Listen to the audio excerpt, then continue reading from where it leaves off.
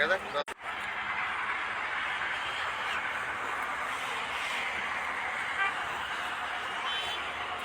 মুহূর্তে আমরা রয়েছি টাঙ্গাইলের কালিহাতীর সল্লা এবং হাতিয়ার মাঝামাঝি যে অংশটি রয়েছে ছোট বটতলার কাছাকাছি। এই জায়গায় কিন্তু আপনারা দেখতে পাচ্ছেন যে খেজুরের যে রস সেই রস জাল করে কিন্তু গুড় তৈরির কাজ চলছে। মূলত ভোরবেলা থেকে এই যে খেজুর গাছগুলো দেখতে পাচ্ছেন, সেই খেজুর গাছ থেকে হাঁড়ির মাধ্যমে খেজুরের রস সংগ্রহ করা হয় এবং সেই খেজুরের রস কিন্তু এখন জাল দিয়ে গুড় তৈরির কাজ চলছে। আমরা সকালবেলায় কিন্তু দেখতে পেয়েছি যে দূর দূরান্ত থেকে অনেক লোকজন এসে এখান থেকে কাঁচা খেজুরের রস তারা পান করেছেন। এখন যে অবশিষ্ট কিছু রস রয়েছে সেই রস জাল করে গুড় তৈরির কাজ চলছে। আর এই যে গুড়, সেই গুড় কিন্তু 500 টাকা কেজি তারা বিক্রি করছেন। আর সকালবেলা যে কাঁচা রস বিক্রি করেছেন,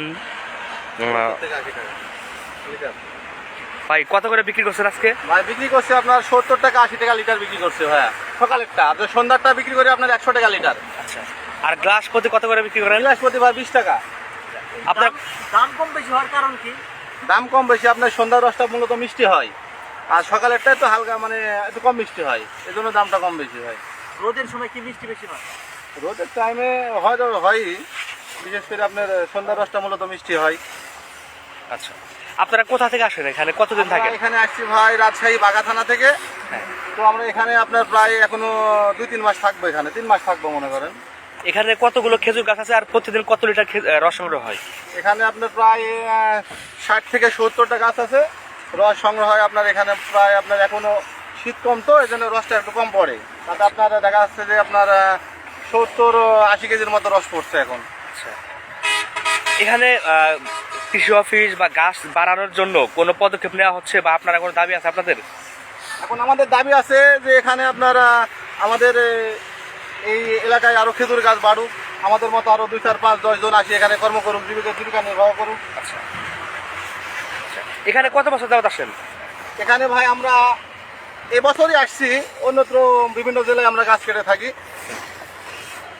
আচ্ছা, আমরা 15-16 বছর থেকে আমরা এই গাছগুলো আচ্ছা আর কি কেটে থাকি। খেজুর গাছের সংখ্যা বাড়লে কর্মসংস্থানও বাড়বে। হ্যাঁ বাড়বে। আচ্ছা, এই যে এখানে দেখলাম যে রস জাল করছেন গুড় তৈরির জন্য, আপনার 10 লিটার রস থেকে কয় কেজি গুড় হয়? 10 লিটার রস থেকে আপনার প্রায় 1 কেজির মতো গুড় হবে, আর লালিটা হবে আপনার 1 কেজি 300 গ্রাম। আচ্ছা,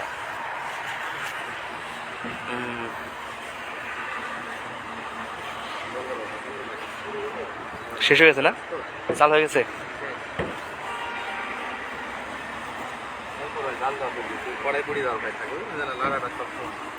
এখন যেটা হয়েছে, এখন কড়াই থাকলে হয়ে যাবে এটা।